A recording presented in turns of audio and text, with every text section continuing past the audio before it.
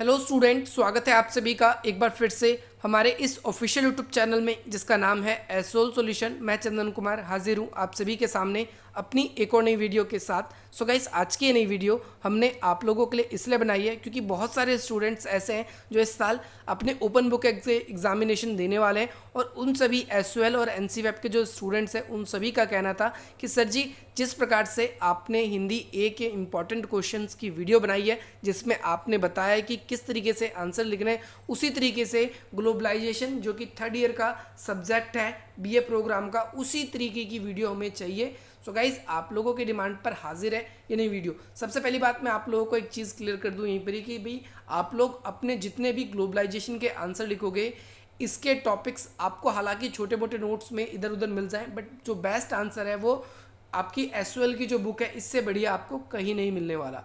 दूसरी बात मैं आपको ये सजेस्ट करना चाहूँगा, इसीलिए जब आप आंसर लिखें या तो हमने जो प्रीवियस वीडियो में बुक से आप लोगों के लिए नोट्स वगैरह बनाए हैं उसकी प्लेलिस्ट में डिस्क्रिप्शन बॉक्स में दे दूंगा, या फिर आप आई बटन पे क्लिक करके भी देख सकते हो। उस पर जो वीडियो बनी है जितनी भी आप लोगों के पर्टिकुलर टॉपिक्स की, इसमें बहुत सारे टॉपिक्स ऐसे हैं जो आप लोगों के एग्जाम के लिए इंपॉर्टेंट है लेकिन बहुत छोटे हैं, लेकिन वहाँ पर हमने एक्सप्लेन कर रखा है कि आप इस तरीके से बढ़ा सकते हो, तो आप वहाँ से लिख सकते हैं।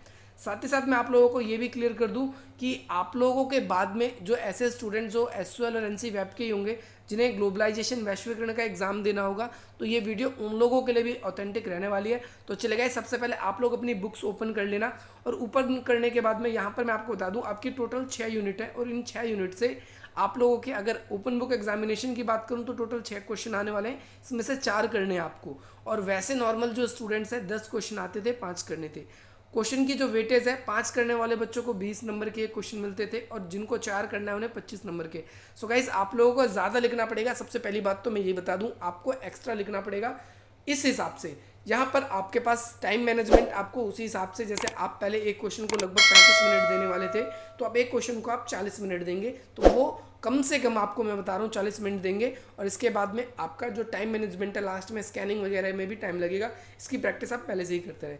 तो सबसे फर्स्ट चैप्टर अगर आप देखेंगे तो सैप का है। सैप का मतलब क्या है? संरचनात्मक समायोजन कार्यक्रम। लास्ट ईयर डायरेक्टली इस पे से क्वेश्चन बन गया था, इस साल इस पे से क्वेश्चन बनने की उम्मीद कम है। अगर बनेगा भी तो इस तरीके से बनेगा कि भाई जो संरचनात्मक समायोजन कार्यक्रम है इसने वैश्वीकरण के साथ में विश्व की जो अर्थव्यवस्था है इस पर क्या इम्पैक्ट डाला है। सबसे पहला क्वेश्चन मैंने आपको बता दिया, अब हम इसी की यूनिट को ओपन करें। नाउ गाइस, अब सेकंड क्वेश्चन और सेकंड यूनिट के बारे में बात कर लें। परराष्ट्रीय निगम, कई बार क्वेश्चन इससे बहुत घुमा घुमा के भी पूछे जाते हैं और इस यूनिट के अंदर आप देखोगे तो काफ़ी बड़ी यूनिट है। यहाँ पर टीएनसी एमएनसी पे क्वेश्चन तो डायरेक्टली बनता ही बनता है, लेकिन एफडीआई भी इसके अंदर बन जाती है, एक इंपॉर्टेंट क्वेश्चन का पार्ट। इसके साथ ही यहाँ पर देखोगे क्षेत्रीय और बहुपक्षीय व्यापार समझौते, यहाँ पर आप लोगों को मिल जाएंगे डब्ल्यूटीओ का चैप्टर, आईएमएफ का चैप्टर, और यहाँ पर आप लोगों को विकासशील देश और कृषि वैश्वीकरण, इसके ऊपर भी क्वेश्चन इस साल तो 110% बनने वाला है। आप इस यूनिट को भी करके जाएंगे।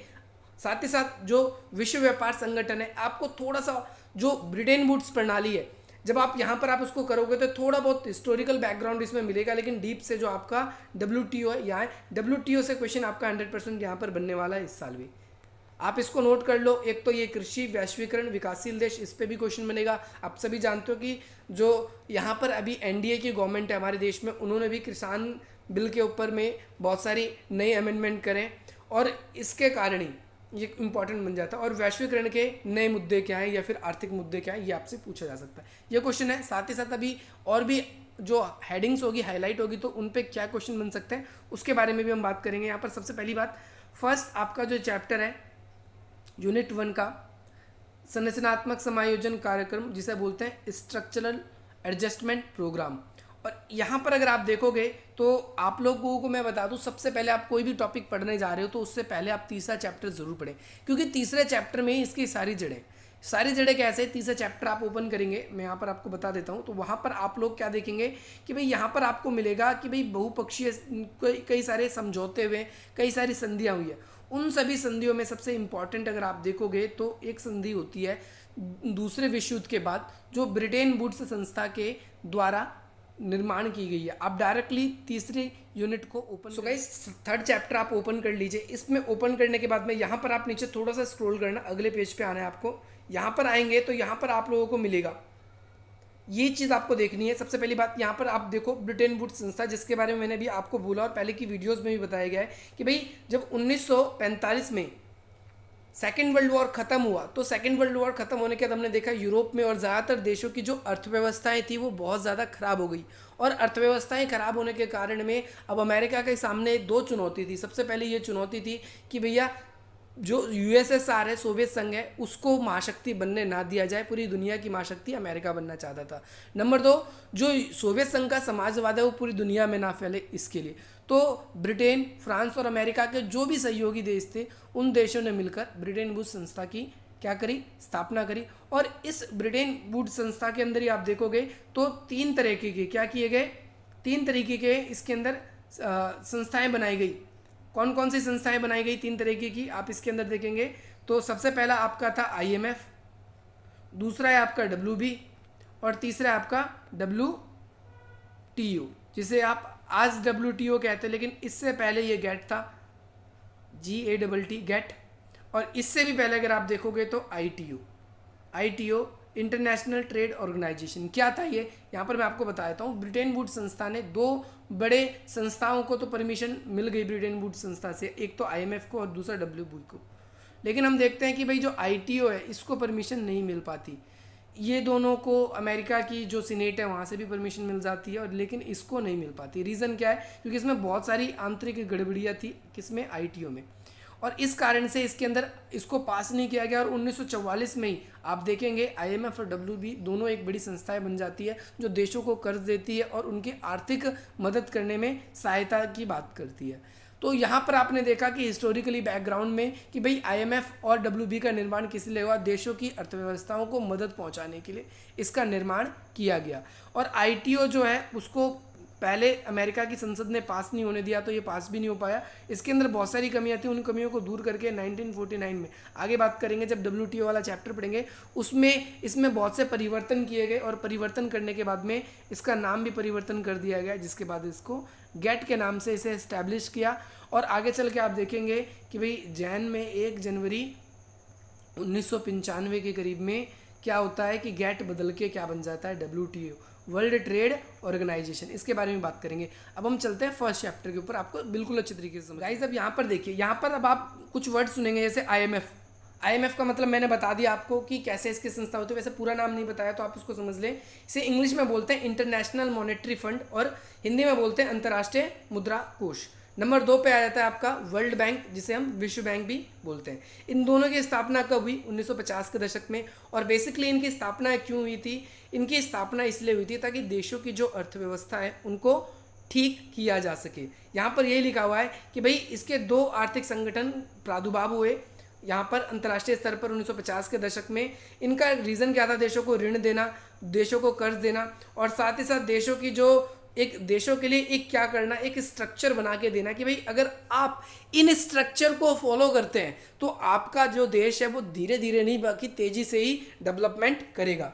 और ये जो संरचना थी, जो स्ट्रक्चर बना के देते थे, ये आर्थिक प्रमुख इनकी शर्तें होती थी। जैसे आज देखो WTO है, भारत ने LPG मॉडल जब अपनाया 1991 में, तो उस समय हमने क्या किया, WTO की सारी शर्तें मान ली। तो ऐसे ही इसके अंदर क्या है कि इन आर्थिक संगठनों की कुछ शर्तें थी, और क्या है कि आगे चल के हम देखेंगे कि अगर कोई भी नया देश इनसे मदद चाहता था तो उन शर्तों को उन्हें स्वीकार करना पड़ता था। बेसिकली अगर हम देखेंगे 1970 में ये इसको अप्लाई करना थोड़ा सा मुश्किल हो जाता है। क्यों मुश्किल हो जाता है, क्योंकि 1970 के दशक में कई सारे संकट आते हैं। कौन कौन से सारे संकट आते हैं, यहाँ पर आप देखोगे कि यहाँ पर तेल संकट है, ऋण संकट है, देशों में आर्थिक मंदी आ जाती है, और साथ ही साथ देशों की जो करेंसियाँ हैं उनकी वैल्यू काफ़ी तेज़ी से नीचे गिरती है, सफ़र गिरती है।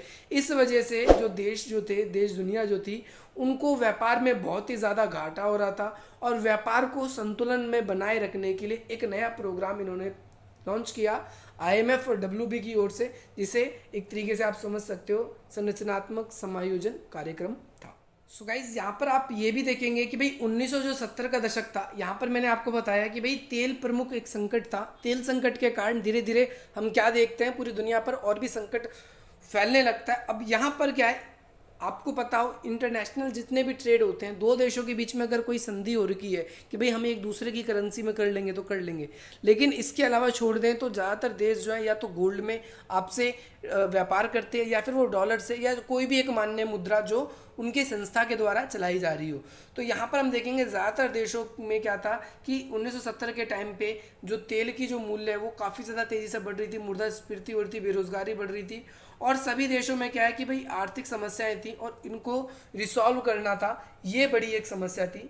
इसके साथ ही आप देखोगे कि भाई आईएमएफ और जो डब्ल्यूबी यानी अंतर्राष्ट्रीय मुद्रा कोष और डब्ल्यूबी ने निष्कर्ष निकाला कि भैया हम क्या करेंगे, छोटी अवधि के लिए देशों को लोन देंगे, ऋण देंगे, और इन ऋण का क्या फ़ायदा होगा, उन देशों को संकट से लड़ने में ये पैसा मदद करेगा। लेकिन मैं आप लोगों को बता दूं कि भाई इन ऋण को प्राप्त करने के लिए आप लोगों को इनकी शर्तें माननी थी, आप लोगों को इनकी फैक्ट्री, उद्योग और इनकी जो भी कंपनियां हैं, एमएनसीज हैं, उनके लिए आप लोगों को द्वार खोलने थे। बेसिकली आप देखोगे तो ये ऋण व्यवस्था उपलब्ध कराने के लिए यहाँ पर कार्य कर रही थी हर एक देशों के लिए। तो हर एक देशों की हम देखते हैं अंतर्राष्ट्रीय मुद्रा कोष और डब्ल्यूबी की नीति के कारण हर एक देश ने अपनी जो नीतियाँ हैं उसमें परिवर्तन करना शुरू कर दिया और धीरे धीरे ये संकट है वो उसमें बदलने भी लगता है। तो यहाँ पर ये एक इंट्रो था किस चीज़ के लिए, संरचनात्मक समायोजन कार्यक्रम का। इंट्रो के बाद में गाइज आप लोगों को यहाँ से लेकर आप लोगों को इसको अच्छी तरीके से रीड करना है। नीचे जो पॉइंट्स लिखे हुए हैं आप लोगों को इन पॉइंट्सों को डील करना है। वैसे तो इस क्वेश्चन की कम आने की संभावना है, लेकिन पहले मैं आप लोगों को उन क्वेश्चनों को बता दूं क्योंकि लास्ट ईयर भी आया था।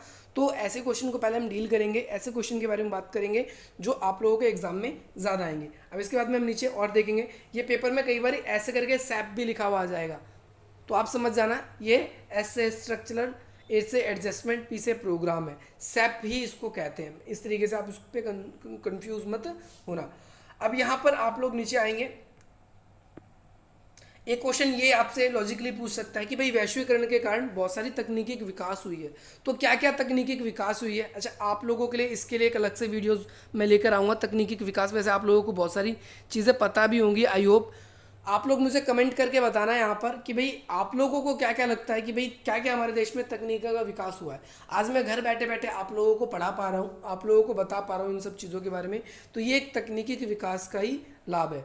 हमें रोज़गार के लिए अब दूसरे देश में ज़्यादा जाने की आवश्यकता नहीं पड़ती, हमारे देश में हमें रोज़गार मिल जाता है। नहीं तो पहले क्या था, व्यापार एकमात्र सहारा था या फिर आप कृषि करते थे, तो इन कार्यों के बीच में ही हम फंसे रह जाते थे। लेकिन यहाँ पर हम क्या पाते हैं, यहाँ पर हम पाते हैं कि भाई हमारे पास मोर ऑप्शन वैश्वीकरण के कारण आ रही है, तकनीकें आ रही हैं और हम अपने रोज़गार या अन्य जो फैसिलिटीज़ हैं इनको भी धीरे धीरे डेवलप करते जा रहे हैं। अच्छा, सूचना वगैरह के संचार वगैरह के साधनों में भी हुआ है, तो ये तो लॉजिकली क्वेश्चन है, आप लिख दोगे इसके बारे में। अब हम सेकंड यूनिट पे चलेंगे, उस पर बहुत ज़्यादा इंपॉर्टेंट क्वेश्चन कई बार बनते हैं। क्वेश्चन क्या बनते हैं आप लोगों के लिए इंपॉर्टेंट मैं बता देता हूँ कि भाई पारराष्ट्रीय निगम किसे बोलते हैं या बहुराष्ट्रीय कंपनियां क्या होती है, वैश्वीकरण ने उनको कैसे प्रभावित किया है, या पारराष्ट्रीय निगम किस प्रकार से हमारे देश की जो सरकार है उनको प्रभावित कर रही है। ये आपको क्वेश्चन कई बार एग्जाम में आ जाता है, तो उसके बारे में बात करेंगे। इससे पहले यहाँ पर देखो आप एफडीआई है, एफडीआई के बारे में आपको जरूर यहाँ पर समझना है कि पहली बात होता है क्या एफडीआई। इसे अंग्रेजी में बोलते हैं प्रत्यक्ष विदेश, हिंदी में बोलते हैं प्रत्यक्ष विदेशी निवेश और इंग्लिश में बोलते हैं फॉरेन डायरेक्ट इन्वेस्टमेंट। तो प्रत्यक्ष विदेशी निवेश क्या होता है, जब कोई एक बाहरी कंपनी आपके देश में आती है और पैसा लगाती है तो उसे निवेश करना कहते हैं। पैसा लगाने का मतलब है जब बाहरी कंपनी आती है, मैंने आपको भी थोड़ी देर पहले बताया कि व्यापार ज़्यादातर जो करेंसी है वो ज़्यादातर जो देश हैं वो किस में करना पसंद करते हैं, भुगतान अपना डॉलर में भुगतान करना पसंद करते हैं। क्यों पसंद करते हैं, क्योंकि ये अंतर्राष्ट्रीय माननीय मुद्रा या फिर किसी संगठन ने अपना अलग बना रखा है तो वो अलग है। जैसे ईयू ने अपना यूरोपियन यूनियन बना रखा है, तो आप सभी को पता है यूरोपियन यूनियन उन्होंने यूरो नाम की एक करेंसी लॉन्च कर रखी है, तो उसमें अपने व्यापार करती है। तो हर एक संगठन अपने अलग अलग बना सकता है, पर हम देखते हैं कि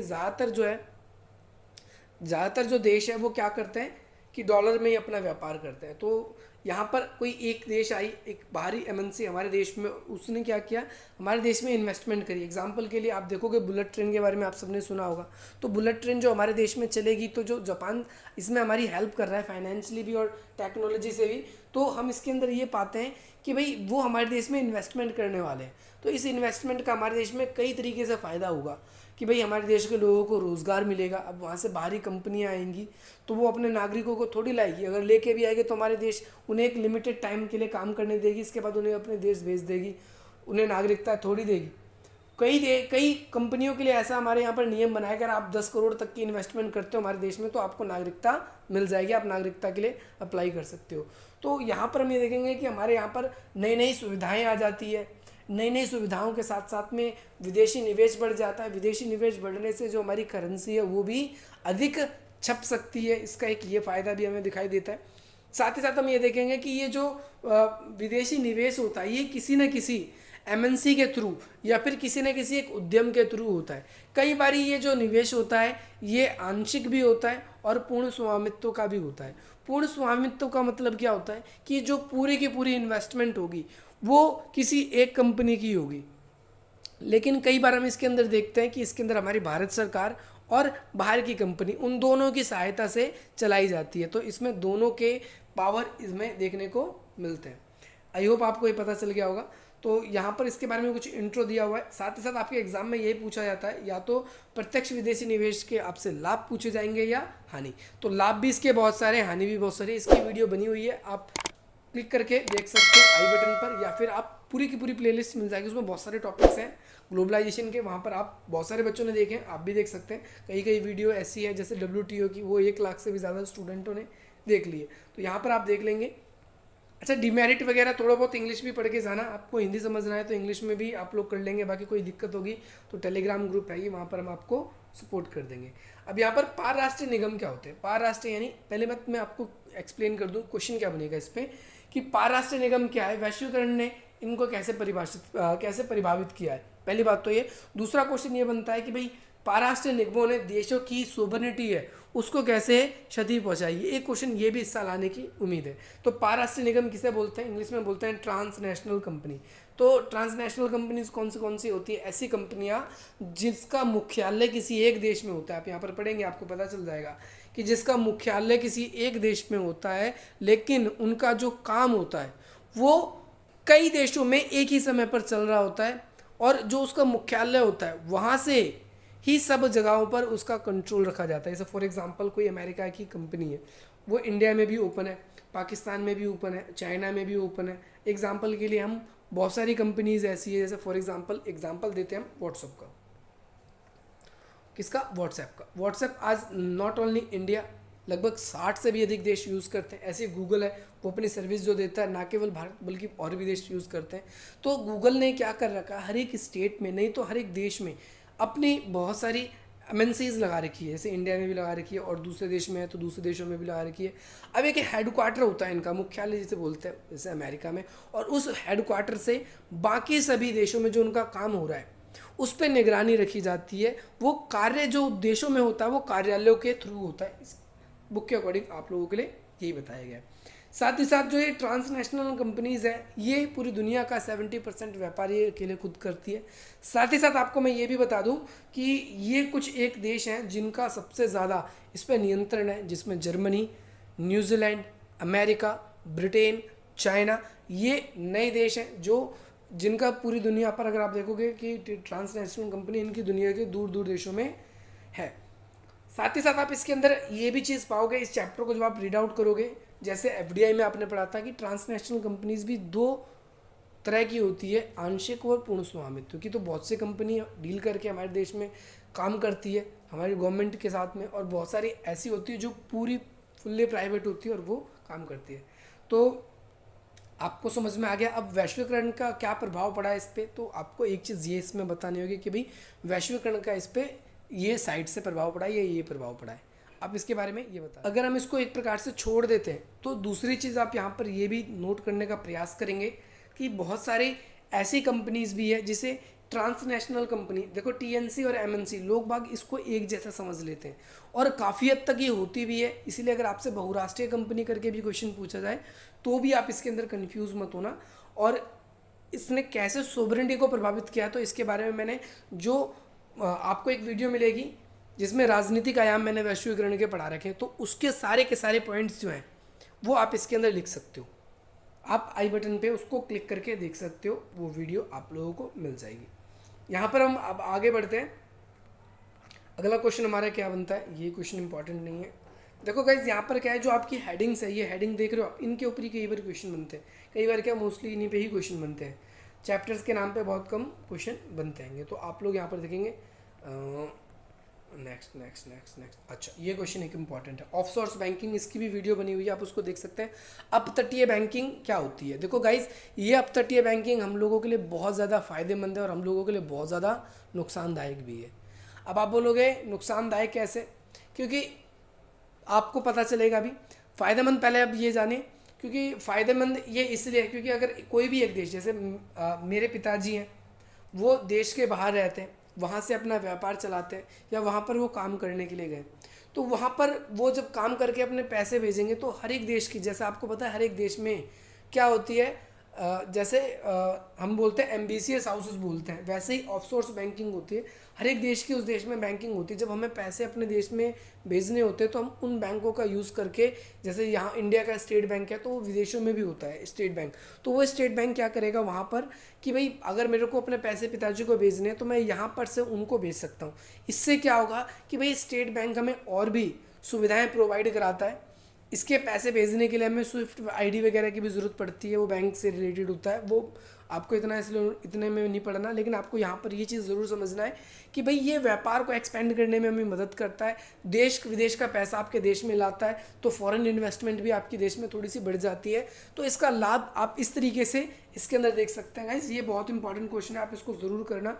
आप लोगों को वीडियो मिल जाएगी आई बटन पर क्लिक करने के बाद में, डिस्क्रिप्शन बॉक्स में भी लिंक मिल जाएगा। देखो जो क्वेश्चन बड़े हैं, देखो ये क्वेश्चन बड़ा है और आपका आता है, ये बहुत बार ही आता है, इसीलिए मैंने आप लोगों को बताया वहाँ पर। अच्छा, यूरो मुद्रा का तो नहीं है, वर्ल्ड वित्तीय व्यवस्था भी नहीं यहाँ पर। अच्छा, एक ये भी कई बार शॉर्ट नोट में आता है, वैसे शॉर्ट नोट तो आएगा नहीं, लेकिन एक बार इसको भी पढ़ लेना आप। उष्ण मुद्रा, हॉट मनी लिखा हुआ आएगा पेपर में आपका। अब हम आ चुके हैं अपने थर्ड यूनिट के ऊपर। गाइज मैं आप लोगों को अभी एक चीज़ बताना चाहता हूँ कि ये जो वीडियो आप देख रहे हो ये पार्ट 1 है, पार्ट 2 आप लोगों के लिए जल्द से जल्द आएगी। और पार्ट 2 के अंदर हम और भी जो इंपॉर्टेंट क्वेश्चन होंगे उसके बारे में बात करेंगे। 3 यूनिट आज हम कंप्लीट कर लेंगे, 3 यूनिट आने वाले डेज में कंप्लीट करेंगे और इंपॉर्टेंट क्वेश्चन आप लोगों के लिए ज़रूरी है। साथ ही साथ आप लोगों के लिए एक स्पेशल वीडियो आने वाली है कि एग्ज़ाम की तैयारी आप किस तरीके से करें। थोड़ा सा अनलीगल है, मैं आप लोगों को बता रहा हूँ, लेकिन आप उसको थोड़ा सा लीगल वे में अपनी अच्छी तरीके से भी करेंगे उस वीडियो के अंदर। उस वीडियो पे काम चल रहा है, जल्दी आप लोगों को वीडियो मिल जाएगी। यहाँ पर आप देखें कि ये लिखा हुआ है क्षेत्रीय व्यापार और बहुपक्षीय व्यापार। पहली बात, क्षेत्रीय व्यापार कौन सा होता है? जो एक रीजनल होता है, रीजनल एरिया होता है उससे। जैसे फॉर एग्जांपल हम देखते हैं, आपने छोटी क्लासेस में अगर आर्ट्स पढ़ी है तो उसमें आपने पढ़ा होगा आशियान के बारे में पढ़ा होगा, या फिर आपने साफ्टा के बारे में पढ़ा होगा। आपने साफ्टा के बारे में नहीं पढ़ा होगा तो सार्क के बारे में ज़रूर सुना होगा, दक्षिण एशिया जिसे हम बोलते हैं, या फिर आपने नाफ्टा के बारे में ज़रूर पढ़ा होगा। तो ऐसी बहुत सारी संस्थाएं हैं जो क्षेत्रीय स्तर पर अपने व्यापारिक समझौते कर लेती है। संस्था का मतलब एक संगठन से है मेरा यहाँ पर। जैसे दक्षिण एशिया, दक्षिण एशिया में आप लोगों को पता है कि लगभग 9 देश आते हैं और इन देशों ने साफ्टा नाम की संधि कर रखी है कि भाई यहाँ पर हम अपना व्यापार करेंगे। तो ये क्षेत्रीय व्यापार है, सिर्फ दक्षिण एशिया के यहाँ पर। से यूरोपियन यूनियन ने कर रखा है तो EU के तक क्षेत्र तक है। लेकिन बहुपक्षीय व्यापार का मतलब होता है जब एक पक्ष से ज़्यादा देशों के बीच में होता है। जैसे फॉर एग्जाम्पल WTO मोस्टली जो संधियाँ करवाता है वो बहुपक्षीय करवाता है, वैसे करवाता तो द्विपक्षीय भी है और क्षेत्रीय भी, लेकिन मोस्टली हम देखेंगे तो बहुपक्षीय संधियाँ WTO करवाता है। तो इसके अंदर सबसे इम्पॉर्टेंट क्वेश्चन आप लोगों का ये बनता है कि भाई IMF क्या है, मैं बता रहा हूँ इसके कार्य। सबसे इम्पॉर्टेंट क्वेश्चन है आप लोगों का IMF क्या है और इसके कार्य। आप लोग आई बटन पे क्लिक करके देख सकते हैं इसका आंसर। दूसरी चीज़ आप लोगों को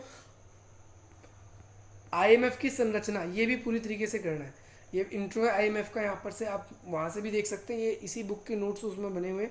और यहाँ पर IMF के जो प्रमुख कार्य हैं आप ये तो सारे ऐड करोगे, इसके साथ में यहाँ पर भी आपको मिलेगा एक, इसके अंदर से भी अगर आप अपनी तरफ से नोट्स बना के लिख रहे हो तो इसमें भी जो नए कार्य हैं इसमें से भी कई कार्य आप यहाँ पर से इनमें लिख सकते हो। IMF के कार्य के बाद में IMF की संरचना, ये भी इंपॉर्टेंट है। देखो गाइस 3 संस्थाएं आपकी, ये बहुत इंपॉर्टेंट है। 2 क्वेश्चन आपके इसमें से आएंगे, WTO, IMF और इसके बाद में आप लोगों के WB। वर्ल्ड बैंक, ये तीनों आपके तीनों में से आपके 2 क्वेश्चन पक्का है 110%। तो आईएमएफ की जो संरचना है आप इसको भी कर सकते हैं, इसकी संरचना की भी वीडियो मैंने बना दी है। अगर आप लोगों को नहीं मिलती है तो आप मुझे कमेंट करके ज़रूर बता देना, क्योंकि इसका क्वेश्चन आप लोगों के लिए इंपॉर्टेंट है। और मैं आप लोगों को सजेस्ट करूँगा कि आप नोट्स बनाना स्टार्ट कर दें अपने अभी से, अगर आपने नहीं किया है। और इसके बाद में एक अलग से क्वेश्चन बनता है आईएमएफ का, कि आईएमएफ की शासकीय संगठन क्या है। शासकीय संगठन का मतलब वहाँ पर किस तरीके से निर्णय लिए जाते हैं, ये वहाँ की निर्णय प्रक्रिया भी आपसे पूछ ले तो भी आप लोगों को अच्छी तरीके से इसको समझ जाना है।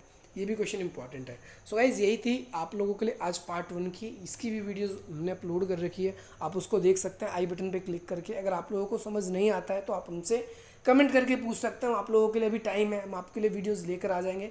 और जितने क्वेश्चन बताएं आप उन क्वेश्चनों को ज़रूर प्रिपेयर करने की कोशिश करें कि आपके एग्ज़ाम में बार बार ये क्वेश्चन आने की उम्मीद है। चलिए गाइज मिलते हैं हम आपसे अपनी अगली वीडियो में। जय हिंद, जय भारत।